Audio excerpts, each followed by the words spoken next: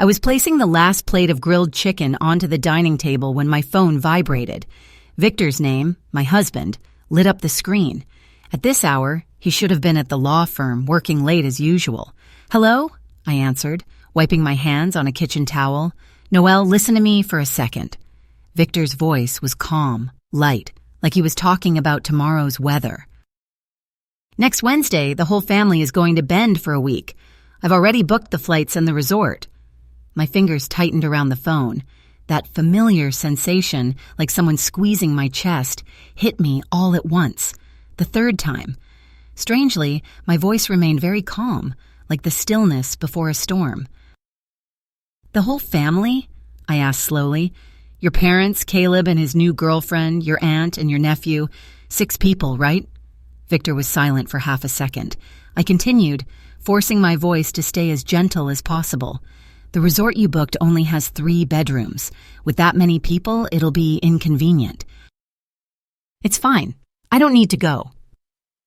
I took a deep breath, my eyes resting on the carefully prepared dinner on the table. 2 main dishes, 1 soup, every single one of Victor's favorites. Now all of it would go into the trash, along with my hope for a quiet dinner together. "Yeah, I get it," Victor said. His voice grew noticeably lighter. "Then just stay home, okay? Everyone will go, and have fun." My voice echoed back, distant, like it was coming from somewhere far away. "Okay." "I knew it, Noelle."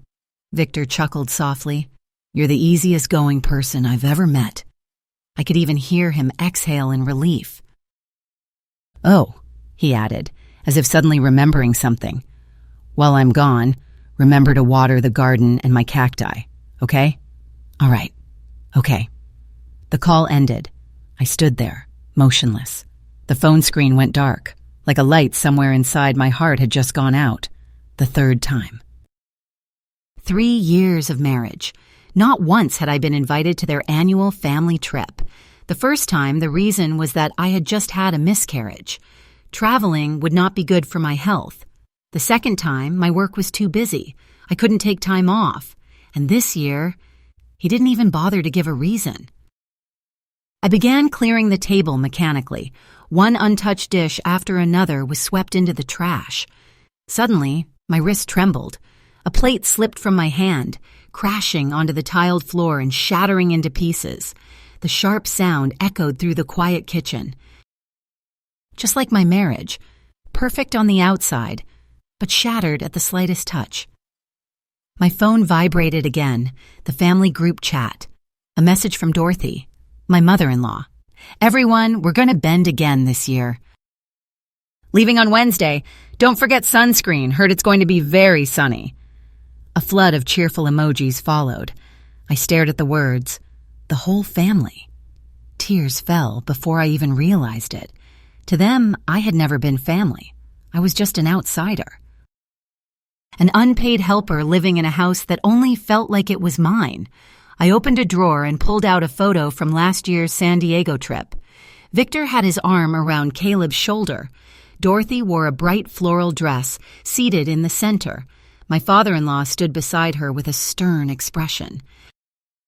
Around them were cousins and Caleb's ex-girlfriend, 7 people, all smiling brightly with the blue ocean and tall palm trees behind them. That day, I was home alone, burning with a high fever, my body shaking uncontrollably. I called Victor. He spoke quickly.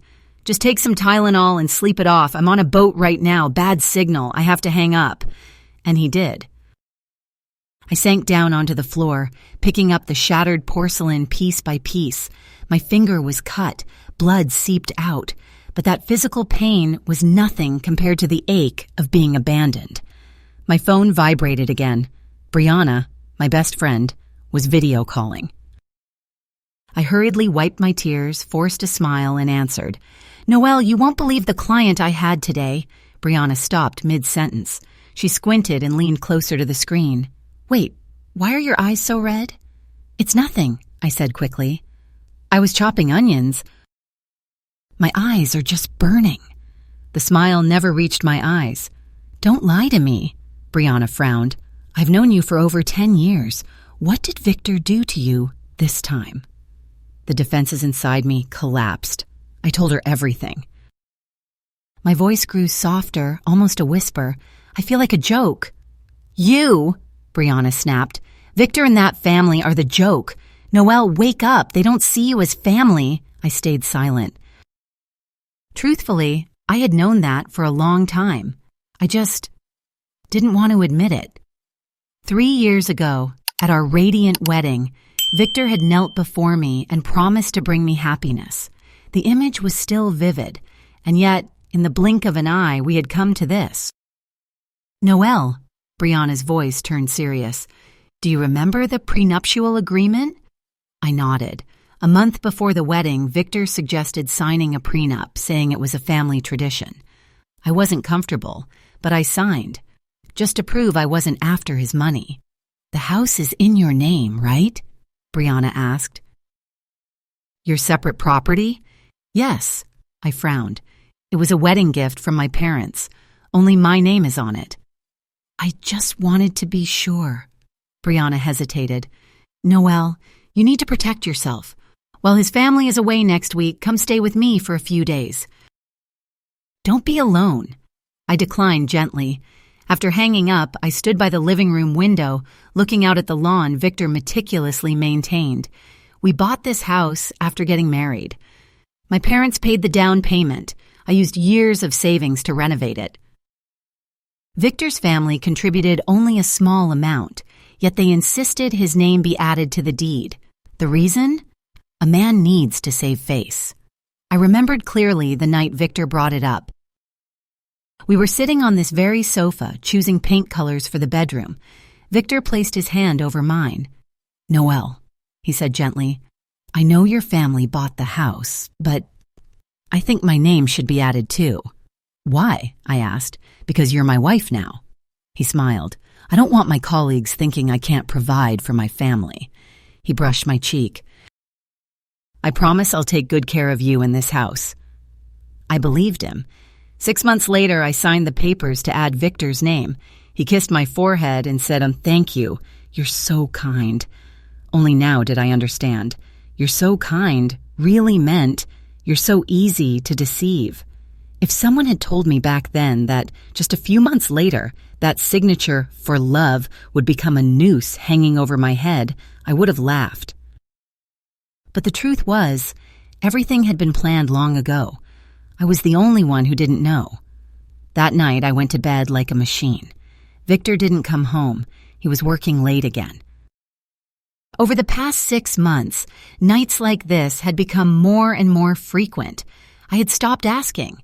Staring at the ceiling, I asked myself, did I really want to continue this marriage? For 3 years, I tried to be a good wife, a model daughter-in-law, caring for my husband. Enduring my brother-in-law, tolerating my mother-in-law. What did I get in return? Exclusion in the group chat, prolonged absences, and family trips where I was always left behind. My phone lit up. A message from Victor. Are you still awake? I'll be gone next week. Remember to lock the doors carefully. Oh, my mom wants you to buy some Ben's specialties as gifts. Tomorrow, pick out a few nice boxes for her. I laughed, so hard that tears streamed down my face. Enough. Noelle, how long are you going to keep lying to yourself? I texted Brianna. Are you free tomorrow? I need legal advice. Outside, the moon hung high, cold and distant. I knew that some things could no longer be turned back. Brianna's office was on the 28th floor, inside a glass building in Tacoma's financial district. I sat in the conference room, my back straight but my hands ice cold. In front of me, Brianna had printed out everything she had. White papers covered the table like an indictment. Brianna adjusted her glasses and looked at me with a stern expression. It's worse than you think, she said. Based on these statements, over the past 2 years, Victor transferred a total of $330,000 to someone named Elise. This is extremely clear. Dissipation of marital assets. I nodded, unable to speak. My fingers unconsciously traced the cold rows of numbers. $330,000. That was years of my salary, and yet he gave it to her, as easily as handing someone a glass of water. But the most serious thing is this. Brianna pulled out another stack of papers and spread them across the table. I checked Victor's credit history. 3 months ago, he took out a loan for $800,000. Purpose: home renovation. I jerked my head up. $800,000? My voice burst out shaking. He didn't say a single word to me. He wouldn't, Brianna scoffed lightly. Because that money, 1 week after it hit the account, it was transferred to Elise, split into 5 transfers. I think that bastard is buying a house for that woman. You think? Really? My throat burned dry. Very likely. Brianna nodded, her tone firm as a nail driven into wood. But that's still not the scariest part. Look at this. She opened an electronic file on her laptop. A text exchange appeared between Victor and Caleb, his younger brother. I got this through a special channel, Brianna said quickly. It's hard to use as direct evidence in court, but it's enough to show what they're planning. I stared at the screen. Caleb texted, "Have you told your wife about mortgaging the house yet?" Victor replied, "Not yet. I'm going to tell her after the trip. She's been acting a little weird lately. I think she suspects the thing with Elise already." Caleb, "Is that so?" "Next week you have to put down a deposit on the apartment you and your girlfriend looked at." Victor, "Don't rush. My name is on the house paperwork too. Even if she objects, she can't do anything. If she gets difficult, I'll have Mom talk to her. She always listens to Mom." I stared at every single word. A stone seemed to press straight down on my chest. They had planned it, not just deception, but taking my house by legalizing the theft. Brianna leaned toward me, her voice dropping lower. Legally, to mortgage jointly owned property, sometimes you only need the consent of one of the co-owners. If they act first, you'll be pushed into an extremely unfavorable position. I clenched my hands. "So, what do I do?" I asked. "Do I just stand there and watch?" "Of course not." A sharp glint flashed in Brianna's eyes. "We have to move before they do. Your parents paid the down payment, and you paid almost the entire renovation cost. You have receipts. We'll argue that Victor is the primary cause of the marriage breaking down, and we'll demand property division based on actual contribution." I sat still for a few seconds, my mind racing like a storm. Then a thought sparked. "Brianna, what if I can prove that the joint ownership paperwork was forged by Victor?" Brianna's eyes lit up immediately. "Do you have evidence?" "I'm not sure," I said slowly, "but I remember very clearly that in the beginning it was separate ownership by percentage, and the notarization seal and the signature on the documents I found in the safe looked slightly different." Brianna practically jumped up, slapping her hand on the table. "This could be the turning point," she said, excitement surging through her voice. "If we can prove forgery, not only would the mortgage be invalid, Victor could also face criminal charges." While Brianna typed, mapping out a battle plan, I stared out through the glass. Tacoma below looked tiny, and in my head, old moments began replaying, so clear they hurt. The signs, I should have seen them long ago. One night, I asked Victor, "Victor, why does our joint account only have $5,000? I asked, with the naivete of someone who still believed her husband was the adult in the marriage. Victor didn't look flustered at all. "Oh, I moved most of it into investments." He ran a hand through my hair. "Tech stocks are rising, Noelle. We have to take advantage." Then he said the line I had believed, like a truth. "Don't worry, I know what I'm doing." I didn't ask anything else. He was a lawyer. That's what I told myself. We were at the supermarket. I put a winter coat into the cart, $180. Victor looked at it for a moment. His voice stayed normal, but his eyes were strange. "Do you really need that?" "My old coat is torn, Victor." Yeah, but 180, he exhaled as if I had just bought something wasteful. We're saving, Noelle. Next week I have to give Mom money. I put the coat back on the shelf.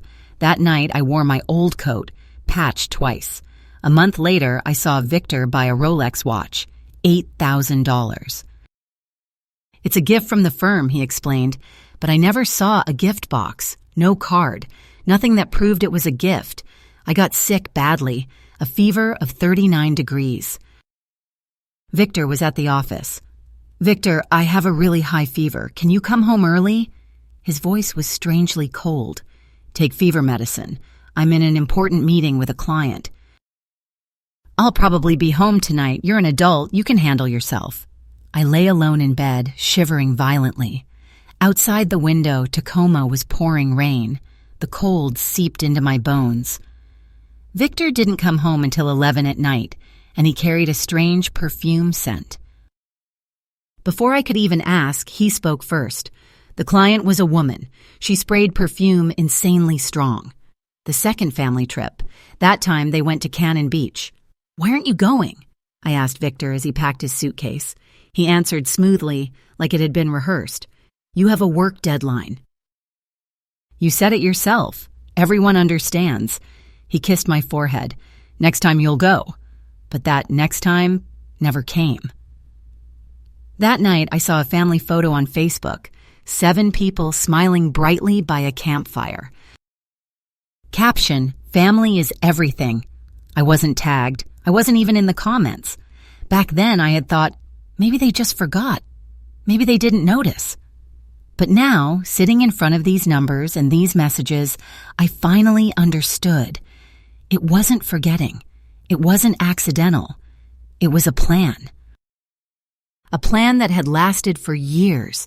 And the scariest part was, I had been living inside it like a blind person. Brianna's voice pulled me back to the present. Noelle, listen to me. She spoke slowly but firmly. We have to act fast. We outlined the overall plan. First, I had to secretly gather more evidence. Second, verify the authenticity of the documents. And finally, prepare the divorce filing. When I stood to leave the office, Brianna handed me a set of keys. This is my small apartment. It's empty right now. You stay there for a while, don't go back home. If Victor gets cornered, he could do anything. I hugged her. No words of thanks could ever be enough. Stepping out of the building, the sunlight was blinding. My phone vibrated. A call from Victor. I took a deep breath and answered. Noelle, where have you been all morning? Victor's voice was full of anger. My mom just called. She said you still haven't sent the gift boxes. She needs them tomorrow. I almost laughed. After everything he had done, the first thing he cared about was gift boxes for his mother. I'm out. I have things I need to handle, I said calmly. I already ordered the gift boxes. They'll be delivered straight to your mom's house this afternoon. Victor went silent for a few seconds like he missed a beat. He hadn't expected me to cooperate. Oh, okay. Then he changed his tone. Hey, about last night. Last night? I pretended to be confused. You were really drunk. You were talking nonsense. Silence for a few seconds on the other end. Yeah, I was drunk, Victor agreed quickly. I don't remember anything. So, when are you coming home? I'm definitely coming home late, I cut him off. Emergency work, don't wait up. I made up an excuse and hung up. I went straight to the county records office. With a copy of the original documents and my identification, I was able to view the property record history. Sure enough, the record clearly stated separate ownership by percentage. Noelle Hart, 70%, Victor Hart, 30%. But the current paperwork stated joint ownership 50-50. I stood frozen. That could only mean one thing. Victor had changed the documents somehow. I swallowed down the rush of excitement, took photos, sent them to Brianna immediately. Brianna replied almost instantly, Bingo! That bastard forged the type of ownership. This time he's finished. Then she texted again, Excellent! But now you need to get the original forged documents. That won't be easy. I knew. Victor had definitely hidden them well. And I decided I had to risk going back home. One more time. At 4 p.m, I took advantage of Victor being in a meeting at the office and went back. The moment I opened the door, I knew something was wrong. The living room was messy. The drawers of the vanity were pulled wide open. Someone had been rummaging, looking for something. I quietly went upstairs. I heard noises in the office. Through the crack in the door, I saw Victor sweating, tearing through papers. His mouth kept muttering curses under his breath. He'd come home earlier than expected to look for the documents. I backed down the stairs, then deliberately slammed the front door. "Hey, you're home?" Victor's voice called down from upstairs, along with a tone that tried to sound casual. "Yeah, hi. I'm in the office looking for some papers." I went upstairs and walked straight to the office door. Victor stood behind the desk, forcing a smile. But the sweat on his forehead, his messy hair, and the panic in his eyes betrayed him. "Why are you home early?" I asked, pretending to care. There wasn't much at the office." He licked his lips. "Hey, have you seen the house documents? I need some paperwork to apply for a loan through the firm." Exactly as I expected. "Aren't they in the safe?" Victor pressed, his worry showing clearly. I looked. "They're not there." "Did you put them somewhere else? Think carefully." I pretended to think. "Oh, last month the HOA asked us to update the owner information. I took them out to photocopy." I spoke slowly, as if trying to remember.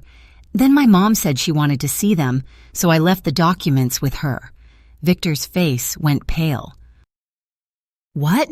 How could you give something that important to someone else? Is my mom someone else?" I shot back immediately. "Besides, my name is on the documents too. What's the problem with my family keeping them?" Victor shut his mouth. A vein twitched on his forehead. "Go get them right now," he said urgently. "I need them for work. My mom went traveling. She won't be back until next month." I blinked, deliberately innocent. "Is it that urgent? Then apply for the loan using your apartment." "That one's in your name." Victor had a small apartment in his name, owned before marriage, which he was renting out. Of course, he didn't want to touch his own separate property. He turned away in frustration. "Fine, I'll find another way." Then, as if suddenly remembering, Victor turned back to look at me. "Hey, do you remember what I said last night?" "You said a lot," I replied, looking straight into his eyes. "About Elise, about Bend, about the necklace." I saw his face stiffen. Then I laughed. "Just kidding, you didn't say anything." "You slept like the dead." The relief on Victor's face was truly a masterpiece. He stepped forward to hug me. I've been so busy lately. I've been neglecting you. When I get back, let's spend time together. Just the two of us, okay?" I skillfully avoided his arms. "Go pack," I said softly. "You have an early flight tomorrow." Victor awkwardly pulled his hand back and turned to head upstairs. Watching his back, I knew. From now on, I had to act even better. I needed him to feel safe, so I would have time. After dinner, Victor received a call and hurried out, definitely to meet Elise and discuss how to deal with this. The moment the door closed, I immediately searched the office. I searched very carefully. Finally, on the highest shelf, inside a thick criminal law book, I found what I needed: the forged documents. My heart pounded like a drum. I took photos as evidence, then put everything back exactly where it was. But just as I was about to leave, an envelope in the desk drawer caught my attention. I opened it. A draft mortgage loan contract. House appraisal, $1,200,000. Loan amount, $800,000. Purpose, investing in the family business.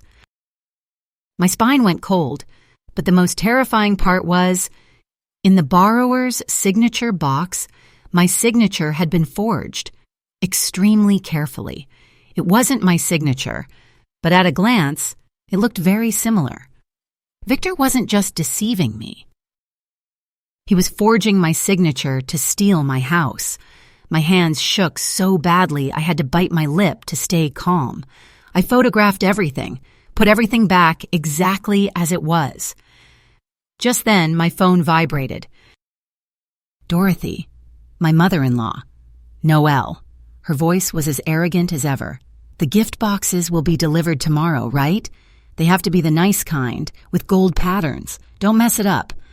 I forced myself to swallow the nausea. Yes, Mom, don't worry, everything is ready. She continued, issuing orders. While you two are gone, remember to water the plants in the house once a week. Victor's cacti are very expensive. Oh, and those jars of pickled mustard greens in my refrigerator. They'll be ready next week. Take them out and sun them for me. I answered mechanically, my eyes on the clock. 10 at night. Victor still hadn't returned. I decided I wouldn't wait anymore. I packed a few outfits and important documents, then left for Brianna's apartment. On the way, I called my parents and gave them a brief explanation. Contrary to what I feared, Dad didn't blame me for not knowing how to endure. His voice was decisive. Daughter, whatever you decide, the family is always with you. That house is yours. Your mother and I gave it to you. Don't let that man's family take it. On the other end of the line, I heard Mom crying. My poor daughter, why did you endure all this without telling us? After I hung up, I collapsed. I cried uncontrollably in the back seat of the taxi.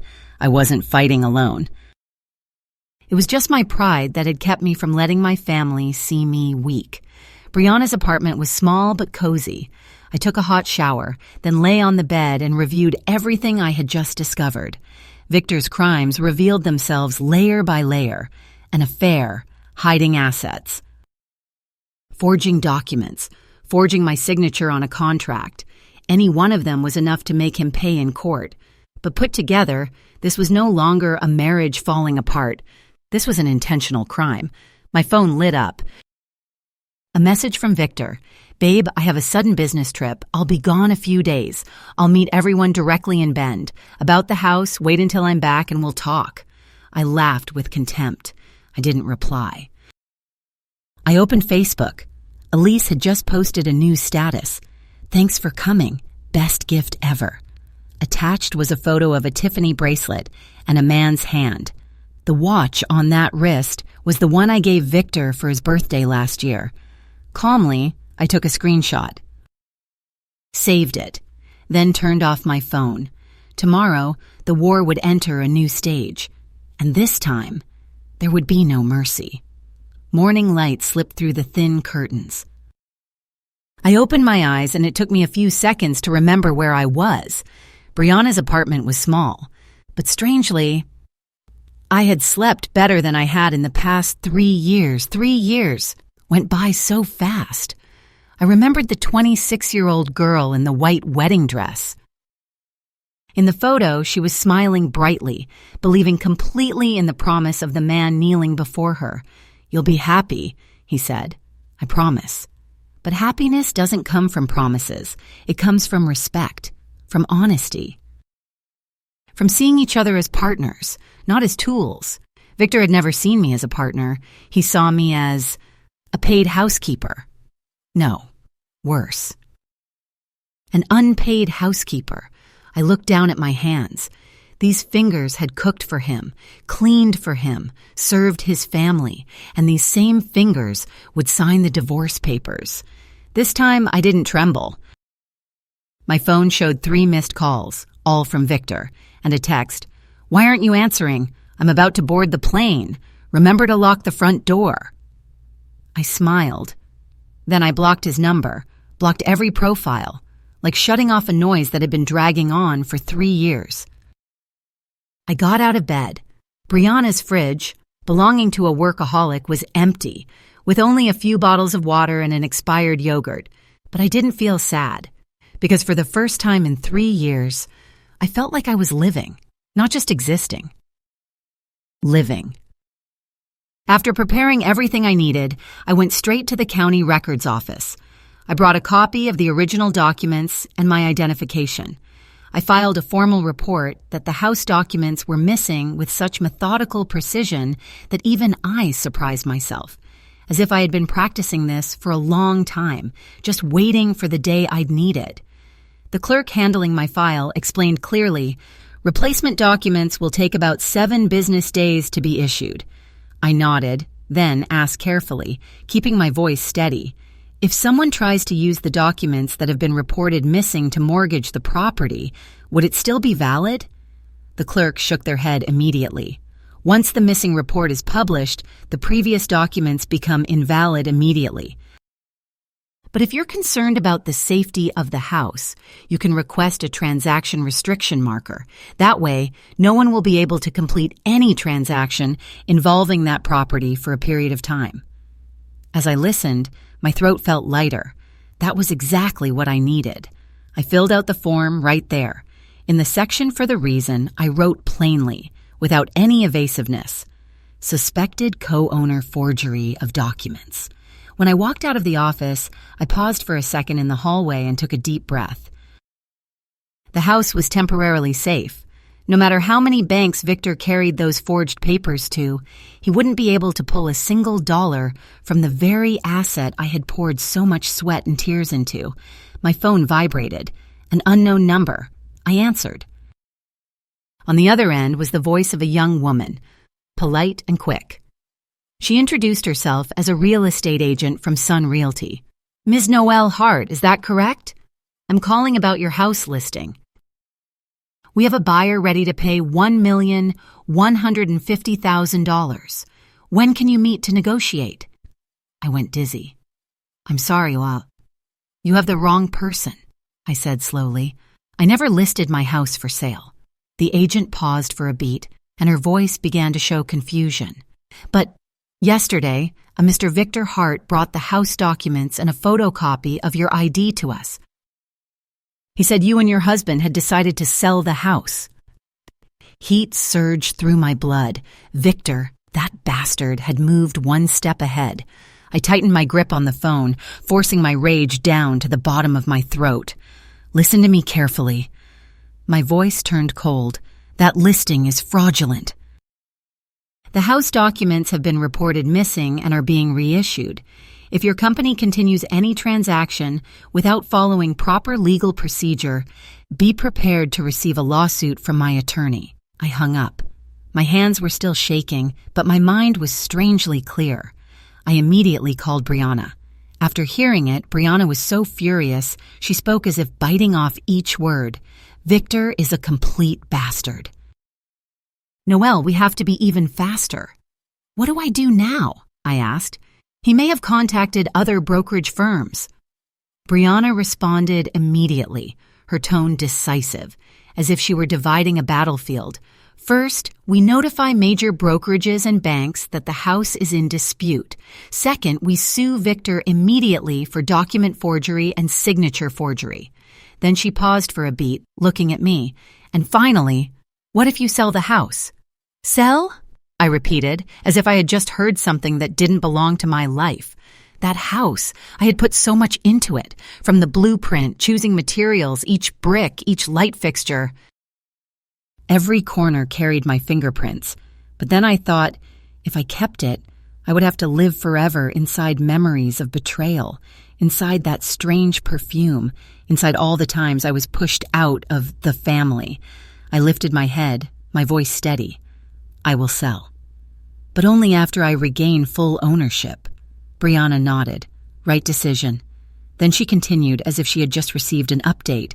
"Hey, your parents just arrived. Mr. Jameson wants to meet with us this afternoon." On the way, I realized something that made my heart pound.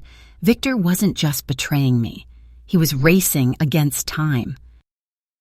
He was trying to turn the house into cash before I could stand firmly on my feet. And in that race, if I was even one step slower, I would lose everything.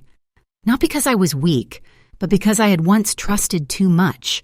But this time, I wouldn't let myself be slow again.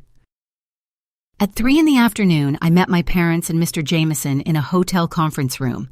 The moment Mom saw me, she wrapped her arms around me tightly, eyes red. "You've lost so much weight, my poor child." I swallowed hard. I didn't want to cry in front of them, not because I didn't hurt, but because I had been used to handling it alone for too long. Mr. Jameson was a middle-aged man, intelligent and composed.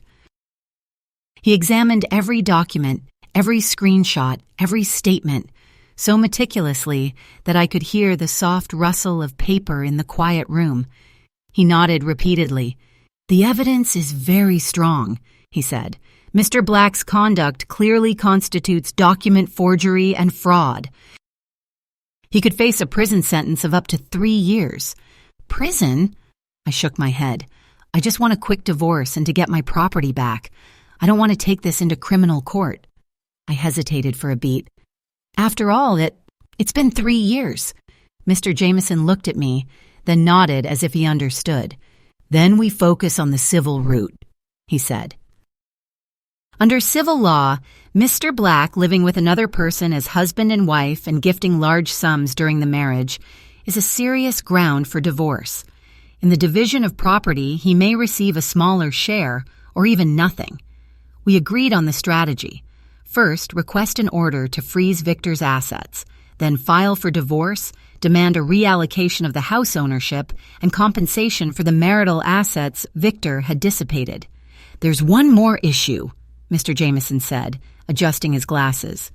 Do you know where Mr. Black is currently located? The court needs to serve him notice of the case. I opened my phone and went into the family group chat. I had muted notifications, but I could still see what they posted, like watching a world I had never been allowed to belong to. The most recent photo was a family group picture on a beach in Bend. In the photo, Victor had his arm around Elise's waist, smiling brightly. Caption, family photo, only missing the daughter-in-law. My hands shook so badly I almost couldn't hold the phone. So that was it. Victor's family vacation had been planned from the beginning to take Elise along, and I, the legal wife, had been completely excluded. I let out a deep breath, my voice terrifyingly calm. They're at Oasis Club Resort, Bend. I handed my phone to Mr. Jameson. The photo displayed the time and location.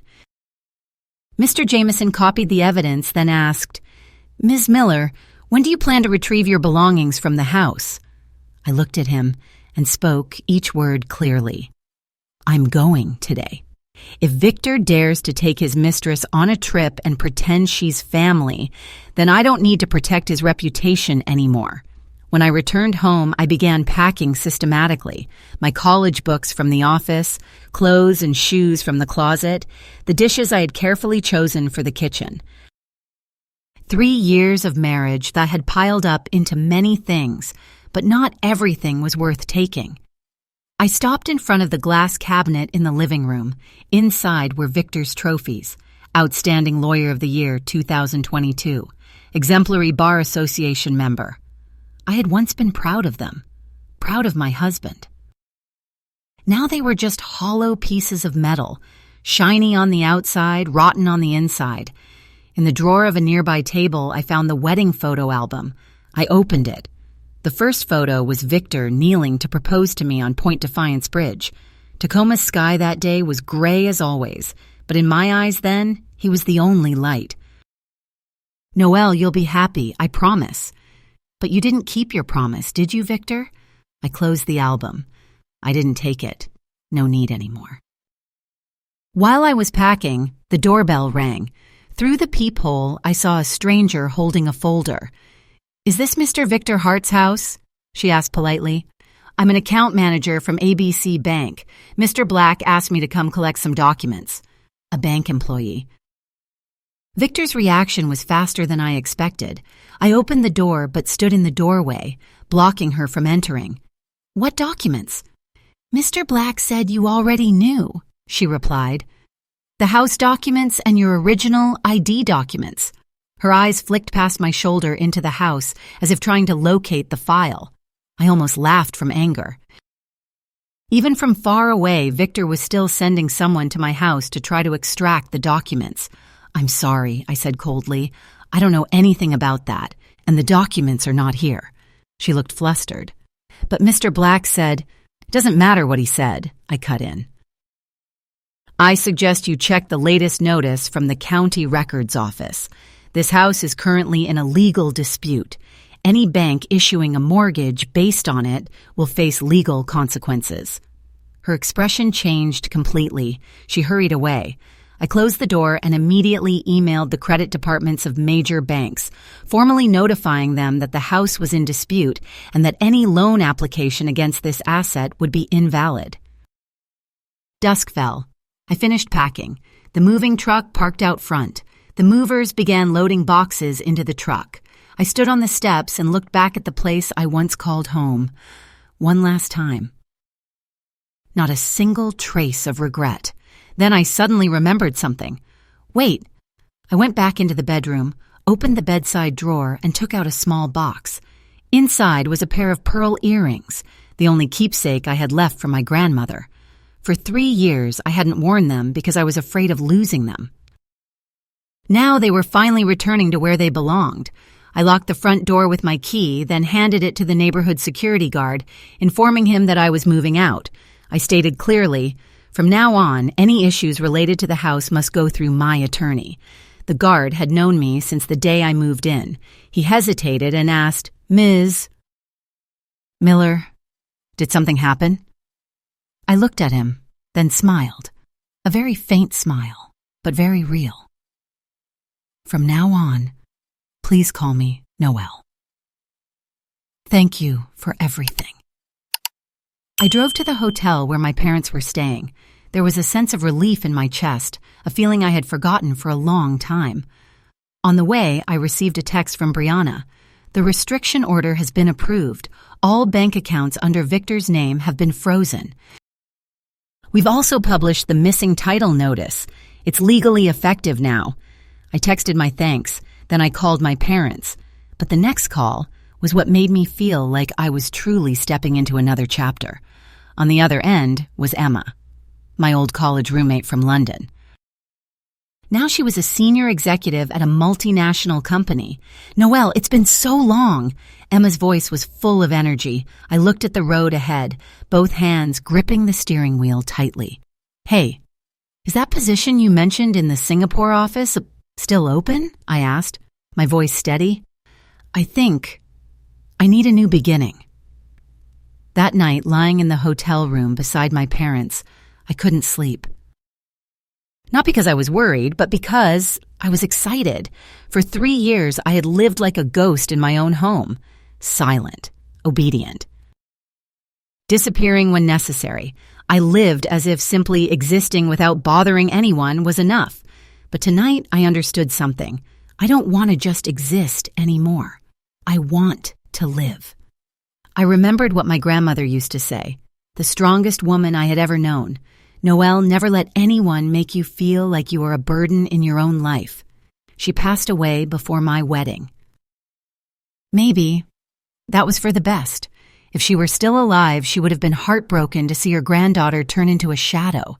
But now, "Grandma, I'm finding myself again." I sat up, opened my laptop, and replied to Emma's email. "I'm interested. Let's talk in more detail." Sent. Moonlight streamed through the hotel window. Tacoma at night was strangely quiet, but inside me, a storm was preparing to rise. And Victor, he was about to learn that. 1 week later, I sat in Mr. Jameson's office, looking down at the divorce petition after it had been drafted and revised one final time. Every line read like an indictment, detailed, clear, leaving no room to escape. The serious grounds assigning responsibility to Victor were listed neatly: living with another person, forging documents, dissipating marital assets. And most importantly, each point came with solid evidence attached. Mr. Jameson slid another stack of documents toward me. "The court has accepted the filing. The notice will be served urgently to the hotel in Bend where Mr. Black is staying." He paused, his voice still calm. "And this is the restraining order. All bank accounts, stocks, and real estate under Mr. Black's name have been temporarily frozen." I nodded, flipped to the last page, and my eyes stopped on the red stamp. At that moment, I thought Victor's reaction would be bad, but I didn't expect it to be that violent. The same day he received the court notice, Victor tried to fly back from Bend, but because his credit cards were blocked, he couldn't even buy a plane ticket. In the end, he had to ask Caleb for money. Mr. Jameson looked at me, warning in his tone. He's in Tacoma now. Do you think you need to stay out of sight for a while? No. I shook my head. It's time for me to face him. The moment I finished speaking, my phone started vibrating like crazy. Victor's name flashed on the screen. This was already the 15th number he had used since I blocked him. I turned on speaker. Noelle, are you insane? Victor's shout exploded through the office. How dare you sue me and freeze my accounts? I didn't blink. Mr. Black, I said calmly. I require you to mind your language. My attorney is recording this conversation. On the other end, silence dropped sharply. Then his voice switched to soft and gentle, as if he had changed masks in a split second.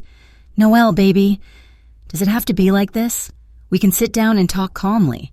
I laughed, but it was the kind of laugh that made the air turn cold. When you forged the documents and my signature on the mortgage contract, why didn't you think about sitting down to talk? When you took your mistress on vacation and pretended she was family, why didn't you think about talking? That's just a misunderstanding. Victor rushed out. Elise is just a distant cousin. The family photo was a joke, and the documents, maybe the county employee made a mistake. We can go fix it. I didn't let him stretch it out for even one more second. Mr. Black, I cut in. See you in court. I hung up. Mr. Jameson nodded, his gaze sharpening. Handled well. Now he's going to attack with everything he has. And sure enough, less than half an hour later, I received an urgent message from Brianna. Victor showed up at the house with his parents. They're at the guard station making a scene, demanding to let him in so he can change the locks. Mr. Jameson and I went there immediately. From far away, I could already hear Dorothy, my mother-in-law, her shrill voice piercing like needles. My son is the homeowner. Why won't you let him in? Did that whore bribe you? The security guard looked pale, struggling to stay calm. Ma'am, Ms. Miller filed a missing title report and the documents are being reissued. Legally, at this moment, only she has authority over the house. Nonsense! Robert, my father-in-law, shouted, slamming his hand on the counter. Half that house belongs to my son, that Noelle girl. Who does she think she is? Keeping her own husband out of his home. I stood at the entrance, took a deep breath, and stepped inside. Uncle Robert, Mom Dorothy, long time no see. I looked each of them in the eye, my tone light, as if making polite conversation. How was the Bend trip? The family photo turned out beautifully. All three of them turned at the same time. Their faces were truly a masterpiece. Victor was purple as a plum, and Dorothy looked like she wanted to tear me apart with her teeth. Noelle! Victor had just opened his mouth. When Dorothy lunged straight at me, her hand reaching out like she was going to grab my throat. You ungrateful little! How dare you treat my son like this? But before she could touch me, Mr. Jameson stepped forward and blocked her. Ma'am, control yourself. His voice was cold and firm. Assault is a criminal offense. We are recording everything. Dorothy's hand froze in midair. She turned white, then pulled her hand back as if she'd been splashed with ice water. Victor shoved his mother aside, grinding his teeth. Oh, now you bring a lawyer to go up against my parents. His eyes were vicious. What do you want? Very simple. I stared straight into his eyes. A divorce. And I take back everything that belongs to me. Don't dream, Victor roared. My name is on the house papers. Don't think you're keeping it all. Oh, is it? I pulled a folder from my bag. This is the original registration record. The house was separate ownership by percentage. I flipped the page and pointed directly at the line. My share is 70%. Yours is 30%, clearly stated.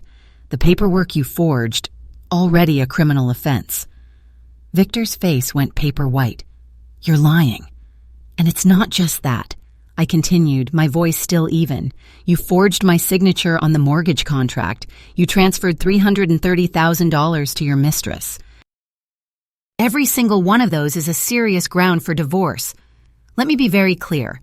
Under the law, you not only may receive none of the house, you may also have to compensate me." Dorothy couldn't take it anymore and snapped. "Impossible! My son has been supporting you for years, and now you bite the hand that fed you?" I almost laughed. "Supporting me?" I tilted my head. "Mom, Dorothy, for 3 years we've had separate accounts. The mortgage, electricity, water, HOA fees. I paid all of it. Your son gave me $100 a month for living expenses." I looked Dorothy straight in the eyes. "And that amount wouldn't even cover his own groceries." Dorothy went silent. Robert narrowed his eyes at me, his tone dropping into a "let's settle this" voice. "Noelle, we're family. It doesn't have to go this far. Victor may have done wrong, but you're not right either. Men make small mistakes once or twice." "A small mistake?" I cut in, not letting him slide away from the point. "Forging documents is a small mistake. Dissipating assets is a small mistake. Taking a mistress on vacation and pretending she's his wife is a small mistake." Victor suddenly lunged forward, trying to snatch the folder from my hands, but Mr. Jameson blocked him immediately. Victor stopped short, panting like an animal trapped in a corner. "Noelle, don't push me," Victor snarled. "I know people. I can make sure you can't find a job anywhere in Tacoma." "Threatening the opposing party," Mr. Jameson said calmly, tapping the record button on his phone. "Mr. Black, this recording will be extremely damaging for you in court." Victor froze, and then, like a desperate hard turn, his attitude flipped 180 degrees. "Noelle, baby, I'm sorry." His voice cracked. "I really was wrong. Give me one more chance. I'll leave a lease. From now on, whatever you say, I'll do." If I were the woman I had been a year ago, maybe I would have softened. But watching Victor cry, all I felt was disgust. "Too late, Victor," I said slowly. "I gave you too many chances. Now I only want this marriage to end as fast as possible." "In your dreams!" Victor screamed, his face twisting. "I'll drag this case out. 3 years, 5 years, we'll see who breaks first." "That isn't your decision," Mr. Jameson said, pulling out another folder. "Here's the evidence Ms. Miller collected of you cohabiting with Ms. Elise, including bank transfers, intimate photos, and messages. If we submit this to the court, not only will the divorce process be expedited, you will also be liable for emotional damages." Victor collapsed into a chair like a deflated balloon. Dorothy tried to say something, but Robert raised a hand to stop her. Maybe for the first time in their lives, they understood their son had just slammed head first into a concrete wall. In that moment, something very strange happened. It wasn't a moment of victory. It was a moment when I saw the truth clearly. This family wasn't shocked that Victor had cheated. They were only shocked because, for the first time, I refused to stay silent. I used to think they saw me as a daughter-in-law, but no. In their eyes, I was only the housekeeper, the server, the someone who's convenient when present, and even better, when gone. And that moment made me more determined than any threat ever could. Standing in front of the Hart family, I suddenly remembered a night from 2 years ago. Flashback, 2 years earlier. It was my first birthday after the wedding. Victor said he had to work late. I prepared dinner alone. Cooked the roasted chicken he liked. Made a chocolate cake from scratch. Put candles on the table. 9 p.m. He still wasn't home. 10. Still nothing. 11. I blew out the candles alone, and in my head I sang Happy Birthday very softly, as if I was afraid of hearing myself. At midnight, Victor came home. No flowers, no gift, not even a happy birthday. "Your birthday was today?" He looked at the table, surprised, as if I had set up something strange. "Sorry, I forgot. The client was really difficult." He kissed my forehead. "I'll make it up to you next week." But that next week never came. A month later, I found a Tiffany receipt in the trash. $25,000. Purchase date, my birthday.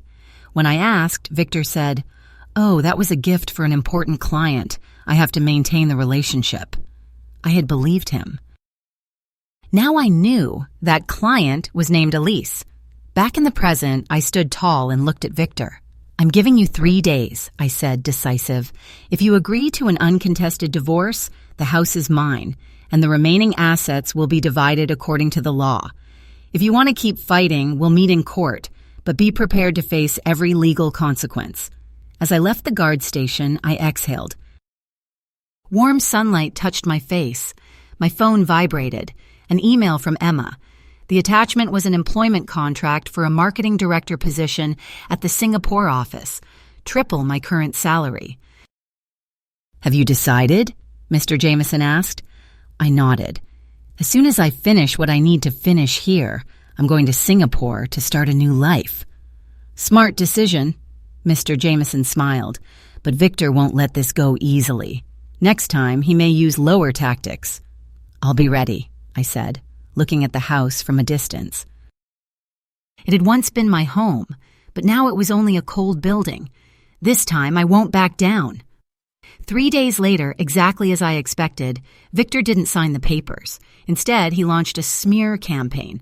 First, his relatives called nonstop, trying to persuade me to come back. Then he posted a tearful message on Facebook, implying I was leaving him for a richer, more successful man. Finally, he showed up at my workplace and filed a complaint with HR, accusing me of unethical behavior. Luckily, I had prepared. When HR called me in, I presented my resignation letter and the employment contract from the Singapore company. At the same time, Brianna helped me publish a statement on a few platforms, clarifying the truth and attaching some evidence of Victor's affair and document forgery. Public opinion flipped almost immediately. Victor's social media pages flooded with furious comments. Elise's workplace was exposed. They became the talk of the entire city. Most surprising of all, one particularly enthusiastic internet user even discovered that Elise had been dating 3 men at the same time. Victor became a national joke. "This time he's really finished," Brianna said, her voice satisfied. But we underestimated how bold Victor could be. On a rainy night, Victor broke into the house while I was finishing packing, Caleb with him. He threatened to kill me if I didn't withdraw the case. "Noelle," Victor reeked of alcohol, his eyes bloodshot. "You ruined my life. Now I'm going to ruin yours." Caleb raised his phone and started recording. "Sis-in-law, you'd better withdraw the case. Otherwise, the video of you making up with my brother will go viral everywhere tomorrow." I understood their plan immediately. They wanted to stage a forced reconciliation, and if necessary, they would assault me to shut me up. My heart pounded so hard I could hear it in my ears, but I didn't allow myself to panic. "Victor, do you know this is a crime?" I asked, my voice cold. "A crime?" Victor sneered.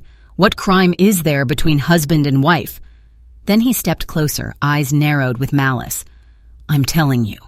After tonight, whether you withdraw it or not, you're finished." The moment he lunged toward me, I pressed the alarm button in my pocket.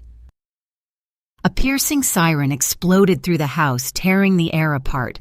At the same time, 2 of my former co-workers, standing guard at the neighboring house, rushed in and pinned the Black brothers to the floor.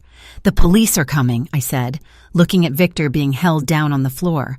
My voice was calm in a way that was terrifying. "This time it's breaking and entering and a targeted assault. You're going to prison for a long time." Victor's face turned ghost white. Caleb started sobbing, his voice cracking. "Miss Noelle, it was my brother's idea. Please forgive us." In the distance, sirens grew closer and closer. I knew the final act, Fiam, was over. Victor's last desperate move had accidentally given me the chance to escape him forever. As the police were snapping handcuffs onto him, Victor suddenly turned back to look at me, his voice hoarse. "Noelle, did you ever love me?" I stayed silent for a moment. Then I answered, sincere and cold, "Yes. But now, all I feel is contempt." The police car rolled away into the rain. The rain began to ease. I stood in the doorway, looking at the place that had once been full of memories, and for the first time in a long time, I felt a strange kind of peace. The day before the first divorce hearing, I received a call from the police. "Ms. Miller," the officer's voice was serious but very respectful, "during the Bend trip, Mr. Black used forged documents to borrow $120,000 from a small finance company. The company has now discovered the forgery and has reported it. You are one of the victims in this case. We need your cooperation in the investigation." I hung up, feeling as if I had just heard a news report about someone else's life, except it was my life. I immediately called Mr. Jameson. After hearing it, he couldn't help letting out a laugh, not because it was funny, but the kind of laugh from someone who had just watched a man burn down his own escape route. "That bastard dug his own grave," he said bluntly. "With public document forgery and that amount of money, he's facing at least 3 years in prison." "Prison?" I asked, my voice still lagging behind my emotions. "Very likely," Mr. Jameson confirmed. "And this is extremely beneficial for us in the divorce hearing. The judge will see Victor's serious wrongdoing. The division of assets will definitely lean in your favor." I should have been happy, but what I felt in that moment was a strange mixture: relief, bitterness, and a hint of irony. 3 years of marriage, ending with a call from the police. On the day of the hearing, the courtroom was packed with reporters. Ever since my story spread, the case had become a hot topic. Someone had even created the hashtag #StandStrongNoelle. I didn't go looking for it, but it still appeared everywhere, as if the entire city was watching me, waiting for an ending. Victor arrived late. He came with his parents and his attorney. In just 2 weeks, he looked as if he had aged 10 years. Sunken eyes, a pale face, the familiar confidence gone. When his gaze met mine, a flash of resentment flickered very quickly, then was replaced by fear. He knew. Today he wasn't just facing a divorce. He was also facing criminal risk. The hearing moved surprisingly fast. Victor's lawyer tried to argue that the money transfers were merely gifts between friends. Elise was only a distant cousin. He spoke smoothly, as if he had rehearsed it dozens of times. But when the judge reviewed the intimate photos and read the messages so clear they couldn't be denied, even the lawyer fell silent. As for the forged documents and the forged signature on the mortgage contract, Victor's side had almost nothing left to say. Then the judge asked Victor directly, "Why did you do it?" His answer stunned the entire courtroom. "My younger brother is about to get married," Victor said, his voice hoarse. "The girlfriend's family isn't contributing anything. I just wanted to help my family a little." The judge stared at him. "And because of that, you forged documents, forged signatures, and dissipated marital assets?" The judge's voice was stern. "Do you understand the legal consequences of your actions?" Victor lowered his head. He said nothing. His mother, Dorothy, sobbed so hard in the courtroom that someone had to help her out. During recess, Victor suddenly approached me. "Noelle," he lowered his voice as if speaking softly could reverse everything. "For 3 years as husband and wife, can you withdraw the complaint? You keep the house. I won't take the money. I just don't want to go to prison." I looked at him, strangely calm. "Too late, Victor. You had your chances. You chose the worst possible path. You want to destroy me?" He growled, eyes bloodshot. "If I go to prison, my life is over." "You brought this on yourself," I said. Then I turned away. I didn't give him another second to cling to. There was a very small moment, but I remember it clearly. When I sat back down, I heard the reporters' cameras clicking. I heard whispers behind me, people saying my name like I was a symbol, and I suddenly realized the scariest thing. I never wanted to be anyone's symbol. I only wanted something very ordinary. A peaceful life where no one treated me like a tool, where no one turned me into property that can be mortgaged. But precisely because I only wanted something ordinary, I had to fight that fiercely. The final ruling exceeded anything I expected. The judge granted the divorce. The house was awarded entirely to me. Victor was ordered to repay the $330,000 he had transferred to Elise. 70% of the savings under Victor's name was awarded to me as compensation for damages. In addition, Victor was ordered to pay my attorney's fees and court costs. When the judge read that part, Victor's face went pale, as if all the blood had drained out. Dorothy fainted right there in the courtroom. Flashes popped nonstop. In that harsh white light, the Hart family's miserable faces were framed, like a photograph that would follow them for a long time. Outside the courthouse, the sun was blazing. Mr. Jameson patted my shoulder lightly. "Congratulations, Ms. Miller. Justice has been served." "Thank you, Counselor," I said sincerely. "Without your help, I couldn't have won so overwhelmingly." He looked at me. "What's your next plan? What are you going to do with the house?" "I'm going to sell it," I answered without hesitation. "I've already handed it over to the brokerage. Next week, I'm going to Singapore to take my new marketing director position." "Smart decision." He nodded.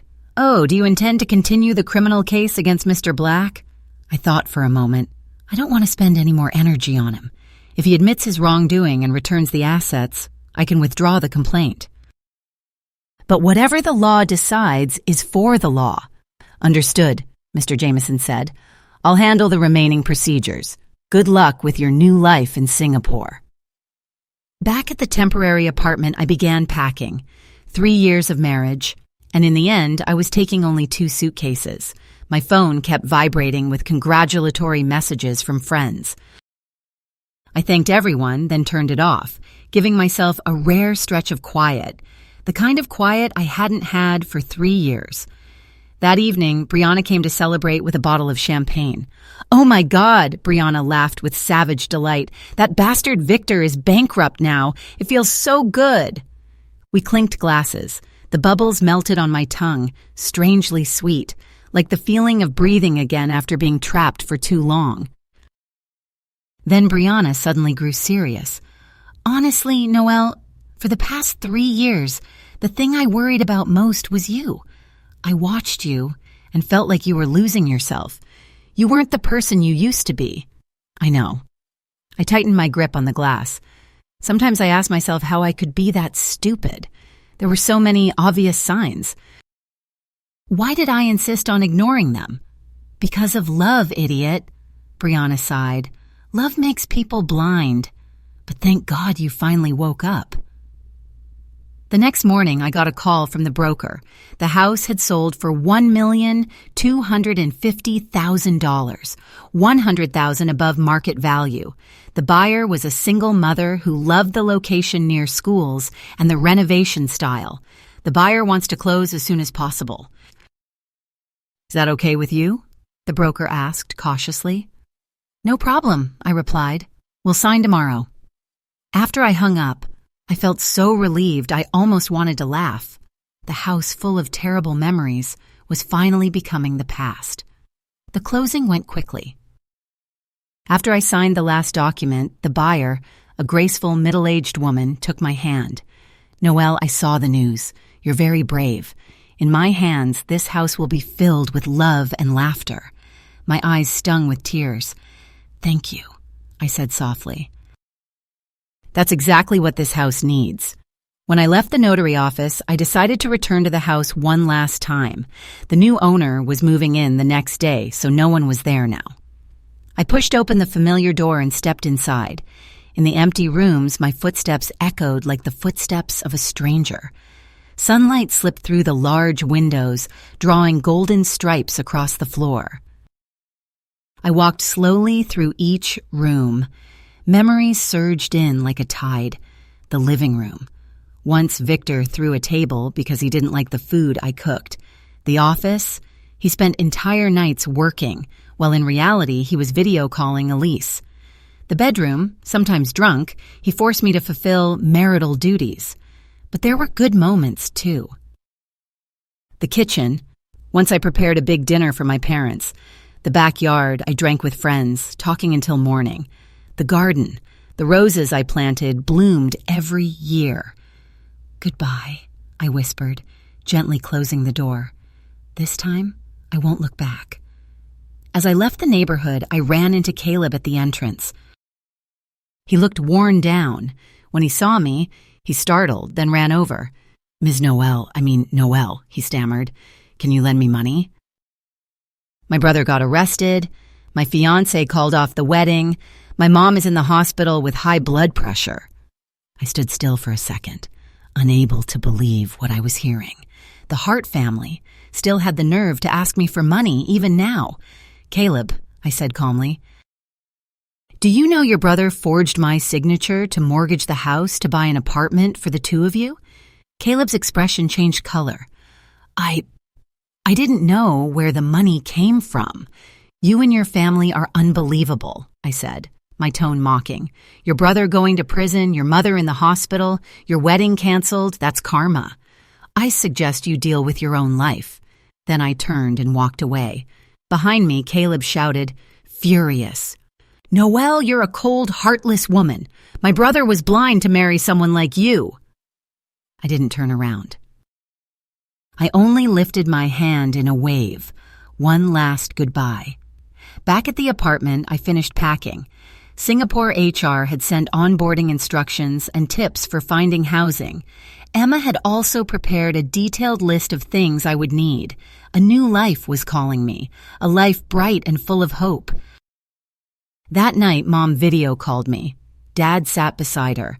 They asked question after question, as if afraid that if I stayed silent for even a second, I would collapse again. They wanted to go to Singapore with me, but I refused. Mom, Dad, I'm not a child anymore. I smiled. Besides, Singapore is a wonderful country. Don't worry. You'll always be our baby. Mom wiped her tears. You're going so far. Remember to take care of yourself. I will, I reassured them. Travel is easy now. You can visit me anytime. After we hung up, I stood by the window looking out at the city where I had lived for nearly 10 years. Under the neon lights, how many love stories and heartbreaks were unfolding. Mine was only one of them. But from now on, I would write my own story. My phone vibrated. An unknown number. Tacoma area code. I stared at the screen for a few seconds. My heart didn't race like it used to anymore, but the habit of vigilance was still there. I hesitated, then answered.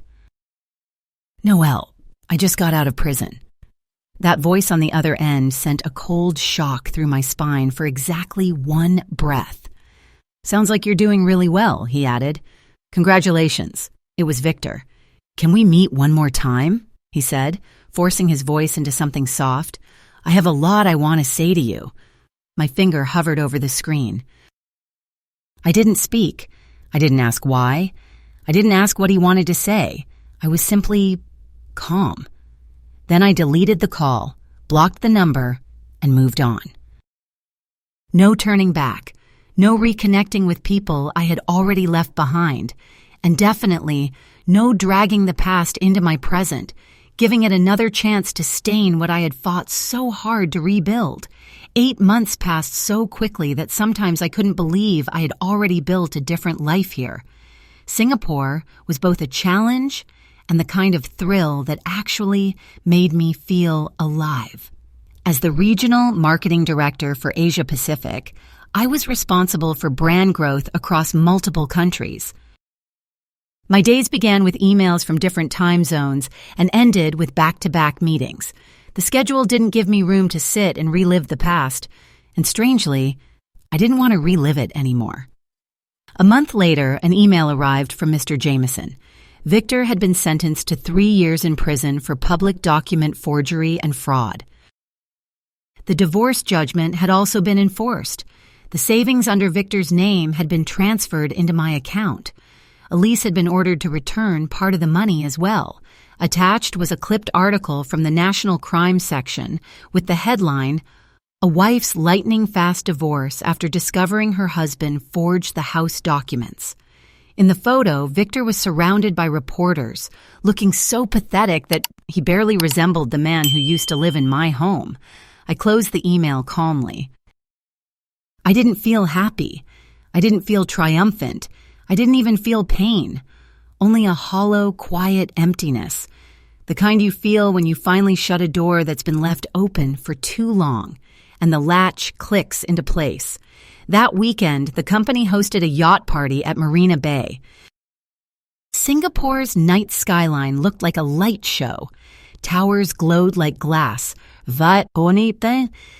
Reflections shimmered on the water. Laughter scattered across the deck.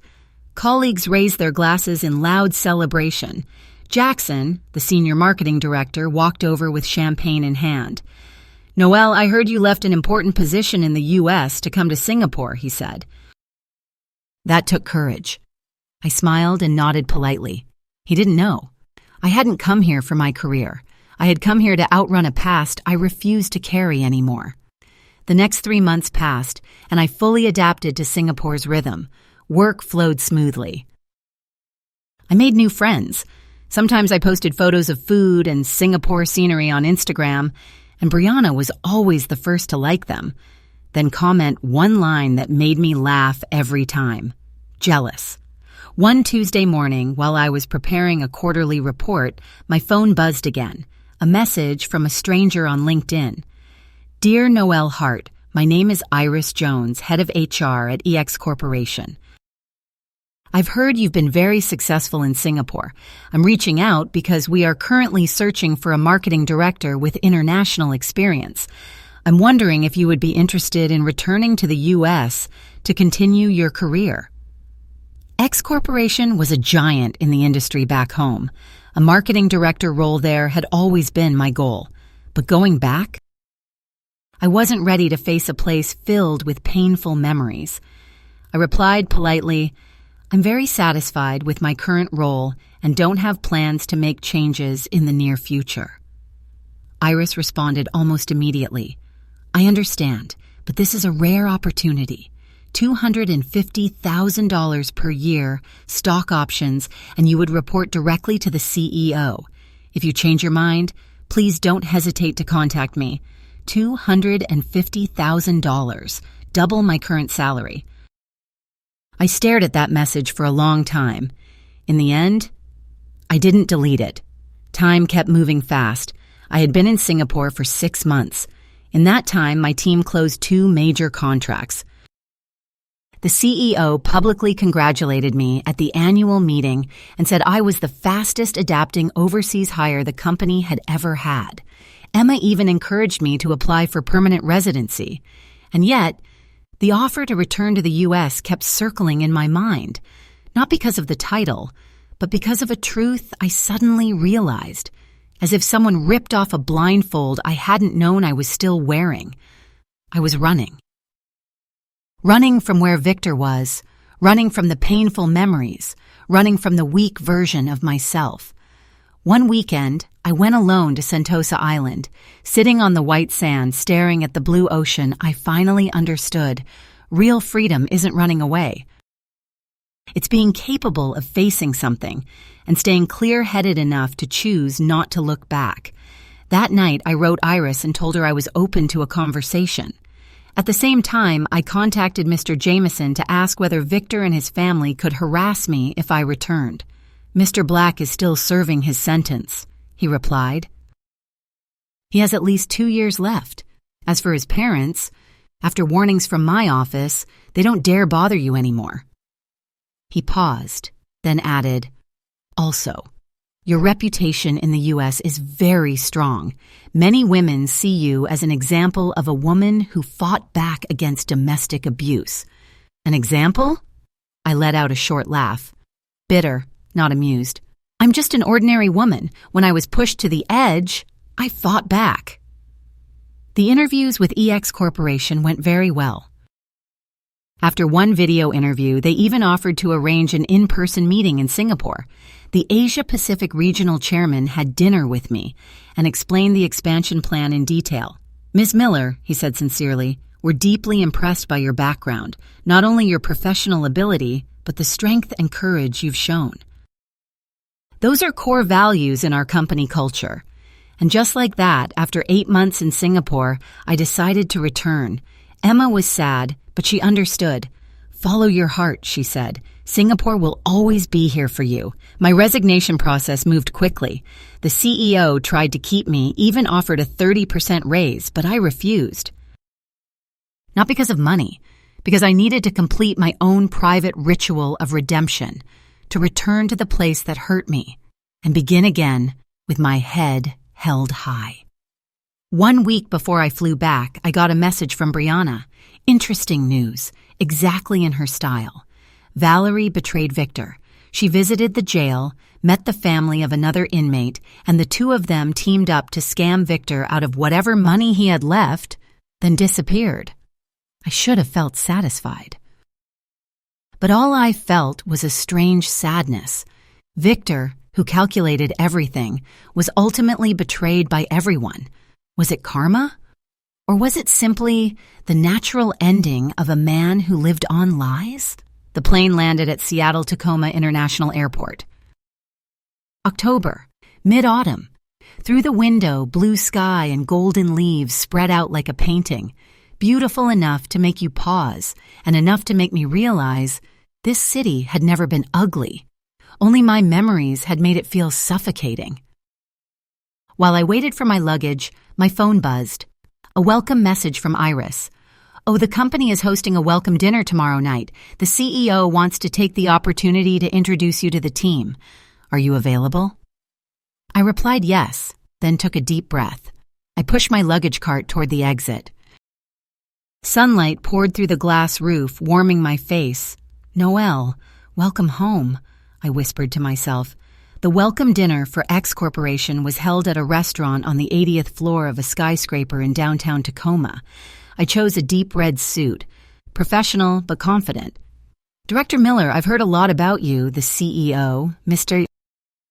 Johnson, a kind man in his 50s, said as he shook my hand, firm but not overpowering. Your case is a classic study in my MBA class. I smiled and thanked him, but inside, I froze slightly. My divorce was a case study in business school? Once the dinner began, I understood why. Mr. Johnson's wife, Eleanor Thompson, an elegant, intellectual woman, approached me. Noelle, I'm a law professor at UCLA, she said, her eyes warm but sharp. I also direct the Women's Rights Research Center. Your case is the perfect example of how an educated woman can use the law as a weapon to protect herself. I nodded. For the first time, I felt like I wasn't the victim inside the story anymore. I was someone standing at the ending, looking back, understanding how I survived. And if you've listened this far and Noelle's story made you think about yourself, about the times you stayed silent, endured, and were treated like you didn't matter, then hit subscribe. Because here, we don't just tell stories to entertain. We tell them to remind each other that anyone can stand up and save themselves. That night, in my hotel room, I opened my laptop and wrote the final line in my journal. Today, I returned to Tacoma. Not as the weak Noelle from 3 years ago, but as a new woman, one who has learned how to stand up for herself. I kept typing slowly, as if closing the last page of a book. Victor, thank you. Thank you for showing me I was stronger than I ever believed. Thank you for teaching me that happiness never comes from another person. It comes from within. And more than anything, thank you for setting me free. I closed the laptop. Outside the window, Tacoma glittered with city lights. The city that used to be my prison was now my stage. And this time, I was the one writing the script.